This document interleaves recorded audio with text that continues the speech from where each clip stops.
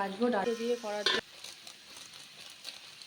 ছোটো চামচের 1 চামচ থাকো, তাহলে ম্যাগি পাবে না। ছেলে খাবে মানে চাউমিনটা। বাবু ও এটা বাবাকে দে, এটা এদিকে তাকাই।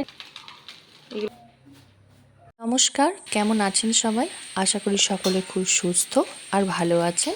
তো আপনাদের সকলকে সঙ্গে নিয়ে আজকের ভিডিওটা আমি এখান থেকেই শুরু করলাম। আপনারা সকলেই মোটামুটি যারা আমার ভিডিও দেখেন তারা জানেন যে আমি রবিবার দিন একটু কিছু স্পেশাল রাখার চেষ্টা করি। যেহেতু রবিবারে আমরা সকলেই একসাথে থাকতে পারি, তাই একটু স্পেশাল কিছু করার চেষ্টা করি। কিন্তু আজকেও ভেবেছিলাম আজকে একটা অন্য নতুন রেসিপি কিছু ট্রাই করব। কিন্তু কি বলুন তো, যেহেতু আজ সকলেরই শরীর খারাপ এই গরমের মধ্যে এবং নানা রকম ওয়েদার পরিবর্তনের জন্য, তো প্রায় এই ধরুন কোনো দিন বৃষ্টি, কোনো দিন একটু তীব্র রোদ, মানে এত পরিমাণে ওয়েদারের খামখেয়ালি চলছে যে শরীর সেটার সঙ্গে ম্যাচ করে উঠতে পারছে না। তো নানা রকম প্রবলেম হচ্ছে। তো শাশুড়ি মায়েরও শরীরটা একটু খারাপ আছে, হাজব্যান্ডেরও মোটামুটি একটু শরীরটা বলতে পারেন খারাপের দিকেই। তো সেই কারণে কেউই আর সেইভাবে রিচ কিছু বা নতুন কিছু, রিচ যদিও করি না কিন্তু তবুও নতুন কিছু বা অন্য কোনো কিছু ট্রাই করতে চাইলো না। তো বললো আজকে একেবারে হালকা পাতলা এবং সাদা মাটা, মানে একেবারে এটা বলতে পারেন ডাল ভাত, তো সেই রকমই একটু খাবে।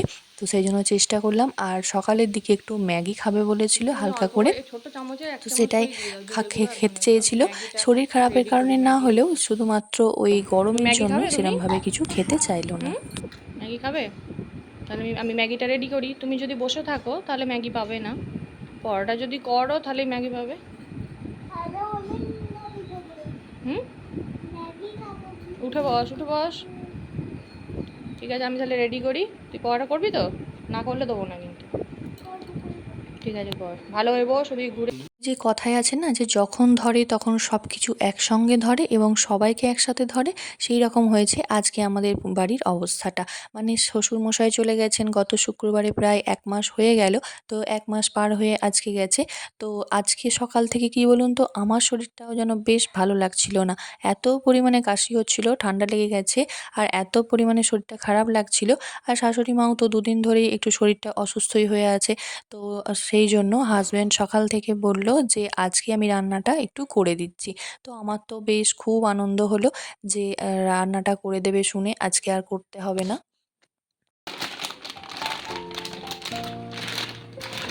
এটা দাও তো একটু বার করে, বার করো তো, এটা দাও। কতটা হবে দেখো শোনা,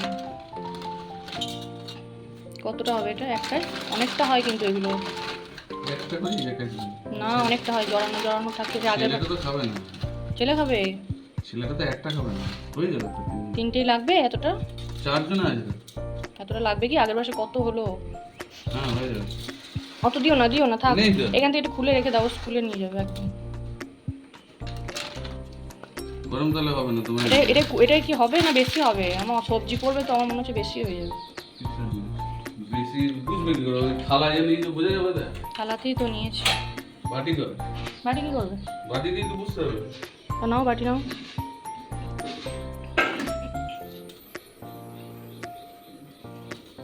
এগুলো খোলো, খুলতে হবে।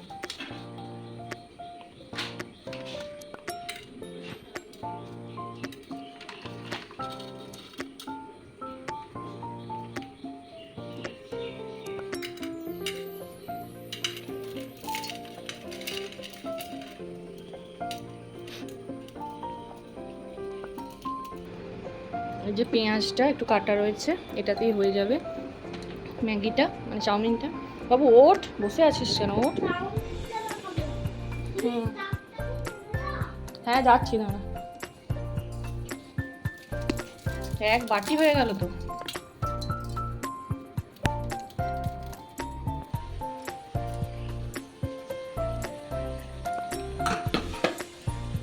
এই যে এটা এখন হচ্ছে জল দিয়ে সিদ্ধ করতে দেবো। আর এই যে আলু ভাজাটা সিদ্ধ হয়ে গেছে, এখানে তেল গরম করতে দিয়েছি।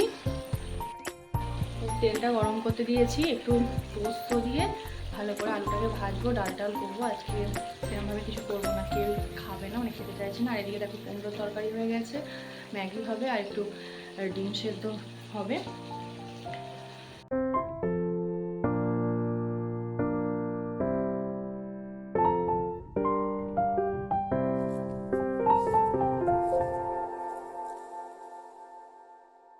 আজকে রান্না হচ্ছে ওই যে দেখলে ছোলা দিয়ে ছক্কা, কুমড়োর ছক্কা এই যে, আর হবে হচ্ছে আলু ভাজা গোল গোল করে পোস্ত দিয়ে একটু পাঁচ ফোড়ন আর লঙ্কা ফোড়ন দিয়ে আর পোস্ত ছড়িয়ে বেশ ভালো খেতে লাগে এটা আমাদের। তো আমার হাজব্যান্ড যখন তার ডিউটিতে যায় তখন আমি প্রায় দিনই ওই ডালের সাথে এগুলো করে দিই, তো খুবই ভালো খায়। কি বলুন তো, সকালবেলা তো অনেক কিছু হয়ে ওঠে না, তো একটু শাক পাত ভাজাভুজি কিংবা কোনো দিন তরকারি এই সমস্ত দিয়ে খেয়ে যায় কি মাছ। তো যাই হোক, তো আজকে হচ্ছে ওই আলু ভাজা গোল গোল করে হাজবেন্ডই বলেছে ওইভাবে করতে, আর একটু কলাইয়ের ডাল যেটা বলে আর কি বিউলির ডাল, আর হবে ডিম সেদ্ধ, আর এই যে সকালে খেতে চেয়েছিল ব্রেকফাস্টে একটু ম্যাগি। তো যথারীতি ম্যাগির জন্য হাজব্যান্ড এই যে বিনস গাজর সমস্ত কাটতে বসে পড়েছে, পেঁয়াজটা একটু কাটাই ছিল, লঙ্কা টঙ্কা আর বাদাম দিয়ে হবে আজকে হচ্ছে ম্যাগি। তো একটু বেলার দিকে সকলের খেতে ইচ্ছা করেছে ম্যাগি, তো সেই মতো হাজব্যান্ড কাটতে বসে পড়েছে সবজি। আর যে নিত্যদিনের দিদি আমাদের প্রত্যেক দিনে কাটাকাটি করে দেয় সে চলে গেছে আজকে ফার্স্ট সকালে সমস্ত বাদাম দিয়ে রান্না খাবি? কাটাকাটি করে দিয়ে। বাদাম বার করি দাঁড়া। বাদাম লাগবে, সস লাগবে। এই তো বাদাম, তেল বার করা নেই, তেলের কতটা ফুরিয়ে গেছে, বার করতে হবে। পাউচ ঢালতে হবে, পাউচ। এ দেখ এই বাদামটা বাবাকে দে তো, বাদামটা। হাজবেন্ড তার কথা মতো কাজ শুরু করে দিয়েছে রান্না বান্না। এই যে দেখছো এখন গাজর বিনসগুলো ভাজতে আরম্ভ করেছে, আমি শুধুমাত্র একটু জাস্ট নেড়ে দিচ্ছিলাম যেহেতু অন্য কাজ করছিল ও। আর এইদিকে রান্না করতে গিয়ে দেখি যে সমস্ত কন্টেনারগুলো প্রায় খালির মুখে, মানে এই যে দেখো তেল প্রায় শেষের মুখে, একটুখানি জাস্ট পড়েছিল নিচে, তো সেটা দিয়েই আর কি গাজরগুলো বসানো হয়েছিল ভাজতে। দিয়ে এদিকে আমাকে বলল যে কন্টেনার তেলটা কৌটোটা একটু ধরো, আমি তেলটা ঢালি। আর এই অন্যদিকে দেখি এই যে নুন শেষ প্রায়, এই যে নুন আবার একটা ঢালতে গিয়ে দেখি যে নুনের কন্টেনারটা প্রচণ্ড নোংরা হয়েছে। তো তাড়াতাড়ি করে আগে নুনের কন্টেনারটাকে মেজে একটু জাস্ট উপর করে রাখলাম খুব ভালো করে, তারপর একটু মুছে ওই নুনটাকে প্যাকেট সমেত আমি ভরে রাখবো। অন্যদিকে দেখি হলুদও শেষ হয়ে গেছে প্রায়, ওই যে মশলার কৌটোটার মধ্যে হলুদও ঢালা হলো। তো এইভাবে রান্না করতে গিয়ে যদি দেখি সমস্ত কিছু শেষ হয়ে যাচ্ছে তখন কি আর রান্না করতে ভালো লাগে বলো তো? তো আগে যা হোক দেখা হয়নি, কি আর করা যাবে। সয়া সস, এটা কি সয়া সসই তো? হ্যাঁ, সয়া সস। আর হচ্ছে কাসুন্দি, এই যে কাসুন্দি। বাবু এভাবে এটা বাবাকে দে তো, এটা বাবাকে দে, এটা সস সস। হ্যাঁ, কাসুন্দি, রেড সস রান্নাঘরে আছে, চলো এটা এদিকে তাকা, এদিকে। এটা তো কালো সস। হ্যাঁ বাবাকে দেখা যায়, ওটা সয়া সস। আমি কালো সস খাবো না, আমি তো রেড সস খাবো। ঠিক আছে, রেড সসও আছে তো। এইখানটা রাখ, এইখানটা রাখ, এইখানটা রাখ। কি দেবো এই সসটা? না না, এই তো কিছুদিন আগে আনো। কতটা দেবো দেখবে, খুন্তিতে দেবো?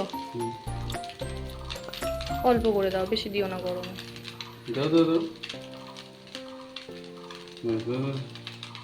এগুলো কিন্তু বেশি দেয় না, অল্পই দেয়।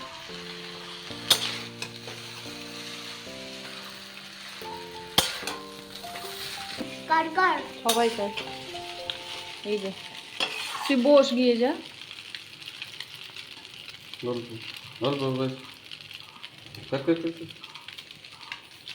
তো আজকে আমাদের একটু শরীরটা খারাপই ছিল, তো আমার ছোট্ট ছেলেটাও বাবা রান্না করছে দেখে ও হেল্প করতে কিছু পিছু পা হয়নি। ও যথারীতি নিজের সাধ্য মতো হেল্প করেছিল, আমাকে অনেকটা হেল্প করেছিল। আমার ছোট্ট ছেলেটা যে এতটা আমায় হেল্প করেছে আমি অতি খুশি। তো কি বলতো, ও ওর সাধ্য মতো যে কাঁটা চামচগুলো সেগুলো নিয়ে ধুয়ে দিচ্ছিল, যে ম্যাগি মানে ওই সসের কোটোগুলো কন্টেনারগুলো ফ্রিজে নিয়ে রাখছিল, অনেকটা হেল্প করেছিল। ওইটুকু ছেলে আর কত করবে তাই না বলো?